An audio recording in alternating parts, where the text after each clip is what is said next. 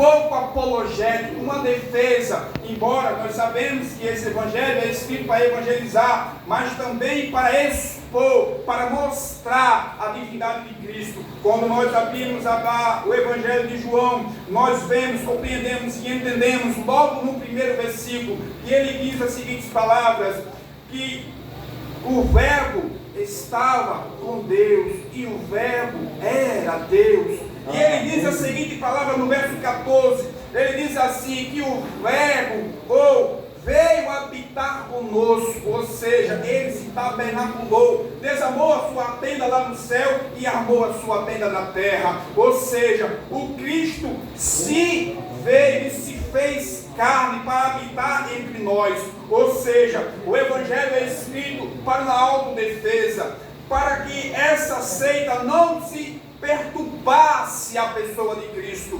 E nós entendemos, vendo nessa narrativa do capítulo 9, nós entendemos, vemos que essa narrativa, ela ilustra o tema Jesus, a luz do mundo. A gente entende, vê isso e compreende, porque quando João escreve, logo no primeiro capítulo, ele dizia: a luz resplandece nas trevas, e as trevas não o compreenderam. No primeiro capítulo, versículo 4, e no versículo 9 ele diz: e ali estava a luz do mundo, a luz verdadeira que alumia todo homem que vem ao mundo. Ele está declarando, está afirmando que Jesus é a luz que resplandece, que alumia, que vem mostrar ao homem o verdadeiro caminho. A gente entende que no capítulo 8, verso 12, ele vai dizer a seguinte palavra, ele diz assim: outra vez falou Jesus dizendo: eu sou a luz do mundo. A gente entende no capítulo 12, versículo 35, ele diz que esta luz ainda estaria com os discípulos, mesmo por um pouco de tempo. Ainda no capítulo 12, versículo 46, ele vai dizer: eu sou a luz do mundo, ou a luz que veio ao mundo, para que todo aquele que nele crê não pereça nas trevas. E ele vem destacando, afirmando, ele vem colocando exposto para todos saberem que ele é a luz que veio para iluminar o homem que vem à terra. E ele ilustra o seu ensino curando este homem. Ele vem ilustrar, ele vem mostrar, ele pega um homem que está ali no chão para ilustrar na prática o que ele veio fazer aqui.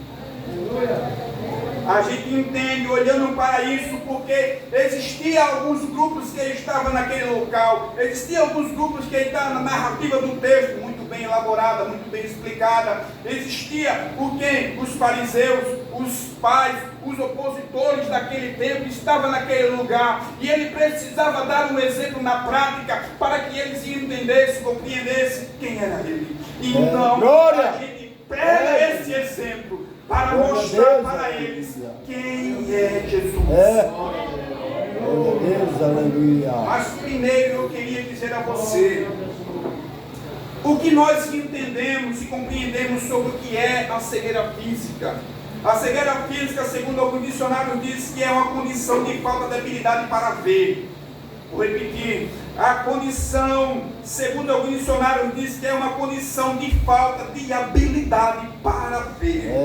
E é comum naquele antigo Oriente a causa da cegueira, mesmo que fosse de criança. A Bíblia não especifica, não explica como é o caso de crianças, mas também a Bíblia vai dizer que em alguns casos ela vai explicar acerca da cegueira, que seja no caso de doenças, que seja posto por homens com a idade já avançada, que seja pela idade, ou seja por castigo, como foi com Sansão pelos filisteus. A gente vê isso e entende lá no capítulo 16 que Sansão por castigo foi arrancado dos seus olhos. A gente entende, compreende em Gênesis capítulo 27, verso 1, que Isaac pela idade já não enxergava, por isso que foi enganado por Jacó. A gente entende, compreende e vê isso com muita clareza, que também a Bíblia vai respaldar aqueles que eram cegos no Antigo Testamento. Levítico capítulo de número 19, verso 14: nem porás tropeço diante do cego, ou seja, o cego tinha proteção segundo a lei. Glória! A Bíblia também ainda vai Capítulo 27, versículo 8. Que maldito é aquele que colocar uma pedra de tropeço para com o cego. A Bíblia também vai relatar e vai colocar limites para com o cego. O cego não podia entrar no templo, não podia adentrar dentro do templo para louvar, para fazer sacrifícios a Deus. Levítico capítulo 21, versículo 17, 18, 19, vai relatar sobre isso, que todo aquele que era manco, que tinha um nariz torto, ou que era cego, tinha uma perna, um braço quebrado, não poderia adentrar dentro do templo. A Bíblia também vai relatar que é pelo cego que vinha os sinais que Jesus chegaria ao mundo. Eu acabei de relatar aqui significados, ou no Antigo Testamento, acerca do cego, mas no Novo Testamento, neotestamentário, a gente entende que o ministério de Jesus trouxe vista aos cegos. A gente entende que já vacinava, já profetizava sobre isso. Isaías capítulo 49, verso 7, que ele viria e traria visão aos cegos. Glória a Deus, aleluia. E quando no capítulo Lucas, capítulo número 4, versículo de número 18 e 19, ele vai relatar sobre isso, após sair do deserto, após voltar para Nazaré, após entrar no templo, como era o seu costume, ele pegaria um livro, ou foi dado a ele para ler um livro, e ele leu um livro de Isaías, que vacinava, profetizava, falava que ele viria, e viria para trazer vista aos cegos.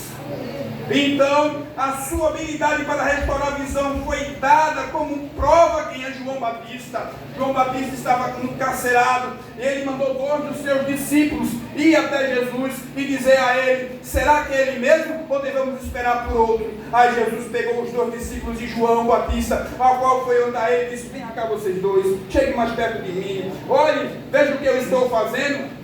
Eu estou dando vista aos cegos, eu estou curando os surdos ouvem, os cegos começam a enxergar, os leprosos são limpos e os mortos são ressuscitados. Glória a Deus, aleluia. Ele dá provas de que ele é o Messias. E com base com a cegueira, a Bíblia está coberta, recheada no Novo Testamento, de que Jesus curou muitos cegos. A gente pode ver em Mateus 9 que ele curou 2 cegos na Galileia. A gente observa que ele curou um cego em Betsaida, Marcos 8. A gente vê que ele curou um cego lá em Jericó, Marcos capítulo 10. A gente observa e vê isso com muita clareza. Eu não tenho um tempo para expor, explanar aqui nesta noite tantos e milhares de milagres que Jesus tem feito. Jesus tem feito milagres não só no tempo dele, mas no nosso. Glória a Deus, aleluia. Eu tenho visto e contemplado. Glória. Ele tem feito milagres. Talvez se eu perguntasse aqui quantos milagres Deus tem feito na sua vida, Glória a Deus. iriam se levantar aqui nesta noite, porque nós entendemos, nós compreendemos que ele operou no passado e opera hoje também. Glória. Agora, vem para o texto. Vem para o texto. Eu entendo que no texto, após ele ter saído no capítulo 8, dentro do templo ele sai e diz que ele existe antes de Abraão, ele existia. Pegaram pedras para tentar com Jesus, ele se oculta e passa pelo meio deles. Detalhe, ele não passa escondido, ele passa pelo meio. Isso me leva a entender que todo aquele que não quer ouvir, que não quer saber dele, ele não se esconde, ele passa pelo meio, dizendo a você: se você não quer me ouvir, eu vou embora, mas eu vou passar pelo meio, eu não vou me esconder de você. É você que se esconde de mim, é você que esconde o seu ouvido de mim, é você que esconde os seus olhos de mim. E então eu vou passar pelo meio. Ele passa, ele sai daquele lugar, junto com os seus discípulos. E a Bíblia diz no primeiro versículo: e passando Jesus, viu um homem cego de nascença. E os seus discípulos lhe perguntaram: Rabi, quem pecou? Esses seus pais, para que ele seja cego? Jesus respondeu: nem ele pecou e nem seus pais pecaram, mas foi assim, para que se manifestasse nele. Glória! Jesus. Glória a Deus. Jesus pega este homem neste local para ilustrar algo tão importante que naquele tempo não se havia nenhum comentário acerca de alguém que se havia restaurado a sua visão de nascença. Então Jesus pega aquele rapaz, aquele homem, naquele local, naquele lugar, para mostrar como está a humanidade. Talvez se você fechar os olhos, você vai ver um pouco de claridade aqui nesse momento por causa das luzes. Mas se você estiver no seu quarto trancado e fechar os seus olhos, você vai ver uma escuridão total. E eu paro para pensar neste homem ao qual nunca vi o rosto da sua mãe. Eu paro para pensar neste homem o qual nunca viu o rosto do seu pai. Ele nunca viu a comida que chegou na sua boca. Ele nunca viu ninguém na sua frente. Jesus. Porque o destino, segundo a Bíblia, de todo aquele que era cego era a mendigagem. Segundo a Bíblia, todo aquele que era cego, ou aleijado, ou com deficiência grave, ele tinha a possibilidade grandíssima de estar na rua mendigando. E esse homem, segundo a Bíblia, nessa escuridão total, estava mendigado. A Bíblia não relata quantos anos, quanto período, mas diz que desde o seu nascimento ele era cego.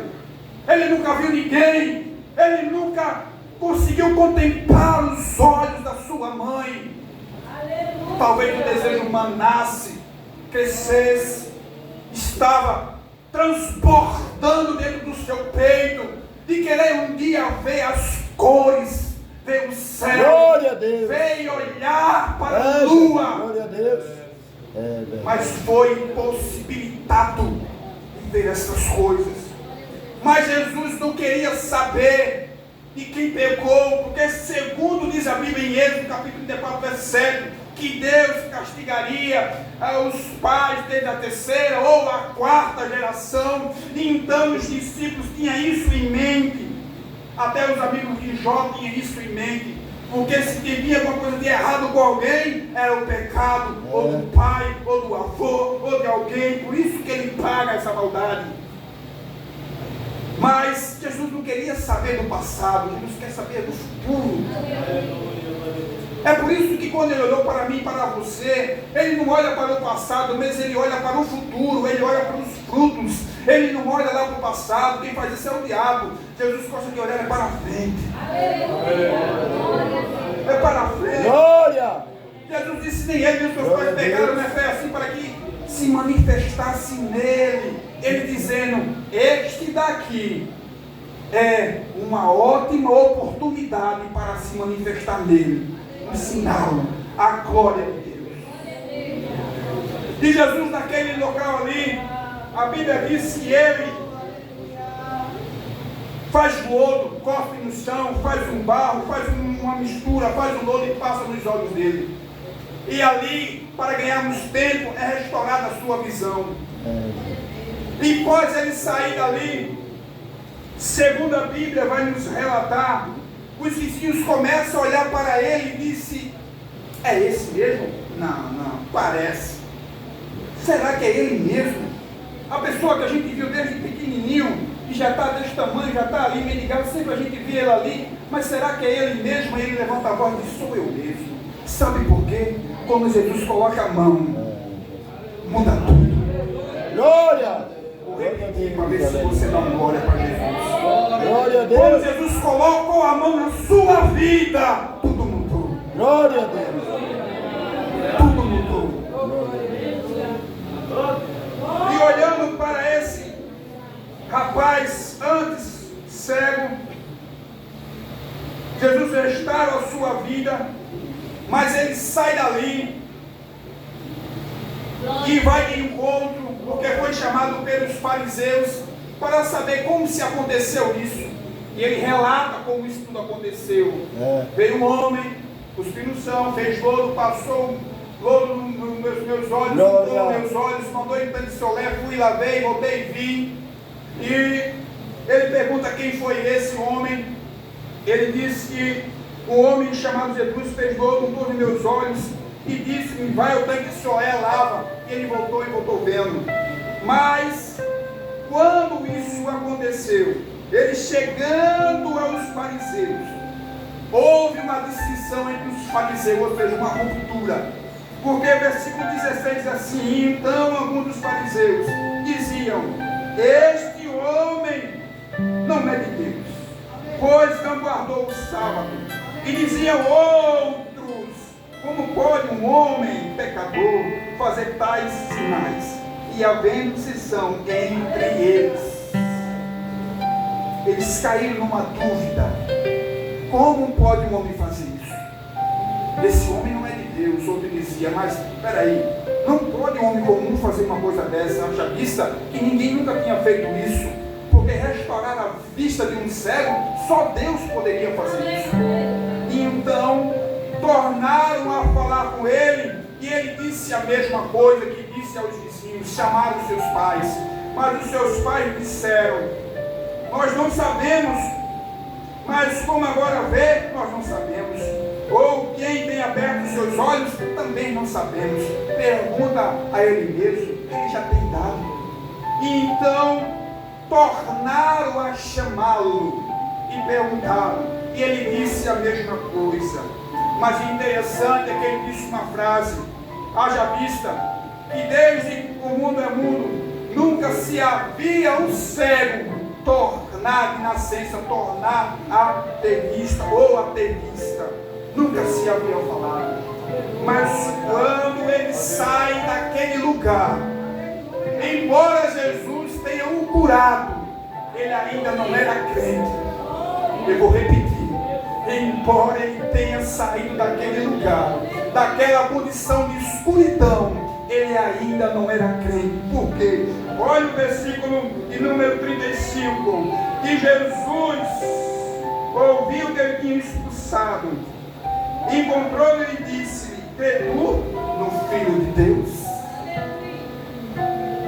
Ele traz uma pergunta para ele: você crê no Filho de Deus? Em outras palavras, você viu o sinal ou os sinais que Deus fez na sua vida? Você crê? Você crê que Deus, ou você não crê em Deus? É interessante que nós, quando observamos isso, nós observamos que muita gente, após Deus ter feito muitos sinais na sua vida, dado livramento, mesmo assim, ele não quer aceitar Jesus. Mesmo Deus ter feito tantos livramentos na sua vida, mesmo assim, ele não quer aceitar. Mas quando o versículo 36, ele diz assim: ele respondeu: quem é ele, Senhor, para que nele eu creia? Eu posso abrir aspas aqui para dizer a você quem é Jesus. João testifica acerca de Jesus. No capítulo 1, verso 1, ele diz que ele estava com Deus e era Deus. No princípio, ele estava com Deus e era Deus. E ele diz que por ele foi feito todas as coisas. Todas as coisas foram feitas por ele. Paulo dá algo tão importante quando escreve aos Colossenses, capítulo 1, verso 16 e 17. Ele diz que tudo foi criado por ele. Seja as coisas invisíveis ou invisíveis, foi criada por ele. Seja trono, principado, potestade, tudo foi criado por ele e para ele. E todas as coisas subsistem por ele. Foi ele que no primeiro dia ele disse: e haja luz, e houve separação de trevas e a luz. Foi ele que no segundo dia ele disse: haja os céus, e houve o céu atmosférico, e houve o céu dos céus. Foi ele que no segundo dia ele disse: haja a porção seca e a erva verde. Foi ele que no quarto dia ele chamou a expansão dos céus. E o luminar maior ele chamou de sol para governar o dia. E o luminar menor ele chamou de lua para governar a noite. Foi ele que criou todas as coisas. Ele é Jesus.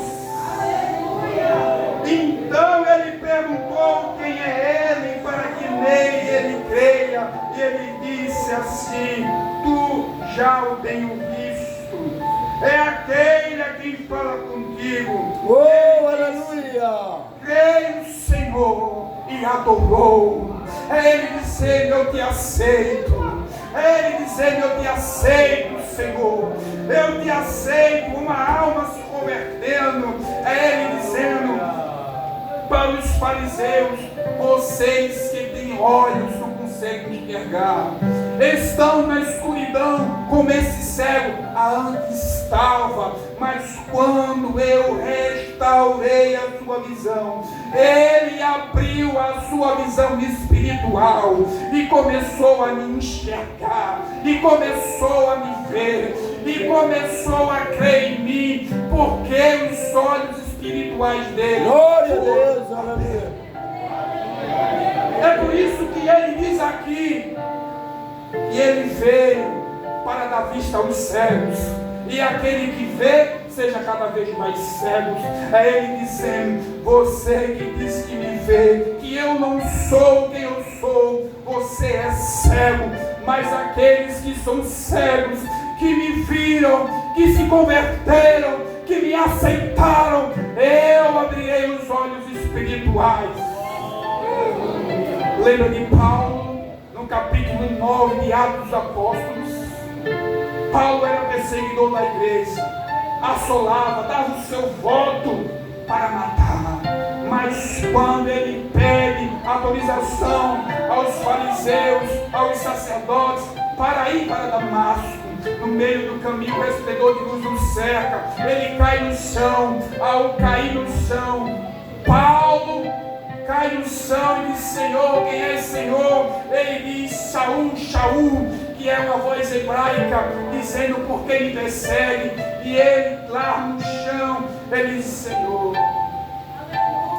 E ele lá no chão: quem é Senhor? E ele diz: sou eu, Yeshua, uma voz hebraica dizendo.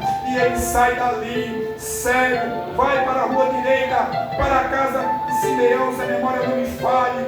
E quando ele está lá na casa, Ananias vai lá para restaurar a sua visão. É ele dizendo: tu se encontrava, Paulo, cego, desta maneira, sem me ver, totalmente cego. Mas quando teve um encontro com Jesus, Jesus deixa ele cego para depois abrir os seus olhos espirituais, para enxergá-lo, para vê-lo.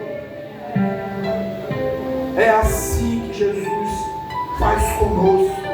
Ele abre os nossos olhos para nós vermos Ele. É por isso que quando Eliseu, no capítulo de número 6, segundas vezes, ele com o seu moço estava muito atribulado, porque os filisteus estavam indo para pegá-lo, e Eliseu ora para que Deus abra os olhos do moço. E abrindo os olhos do moço, o moço olha para Eliseu, abre os olhos do moço, e o moço olha para Eliseu. O que é que o moço vê em Eliseu? Cavaleiros e carros de fogo, arrudeando um crente. Quando os olhos do crente são abertos, o crente vê coisas transcendentais, ele vê coisas que ninguém vê, porque Paulo diz que as coisas de Deus são loucuras para aqueles que perecem, mas para nós que somos salvos, oh glória a Deus, glória a Deus, é o poder de Deus manifestado na sua e na minha vida. É Ele dizendo que Ele quer abrir olhos nesta noite. É Ele dizendo que quer abrir olhos de homens e mulheres nesta noite, para ver, para entender, para sair da escuridão e ir caminhar para a luz. É por isso que Ele disse em João capítulo 14, verso 6: eu sou o caminho, e Ele quer dar vista, Ele quer abrir os olhos para encontrar este caminho, e este caminho é esse, e Ele quer abrir os seus olhos. Basta você aceitá-lo, levantar a mão, porque Ele quer abrir os seus olhos. Que Deus abençoe. Eu era pobre, perdido, sem Deus. Cadê a primeira vida para Jesus nesta noite? Talvez estava ao lado desta congregação, escutando este aparelho de som. Talvez esteja entre nós alguém que chegou depois e passou desapercebido.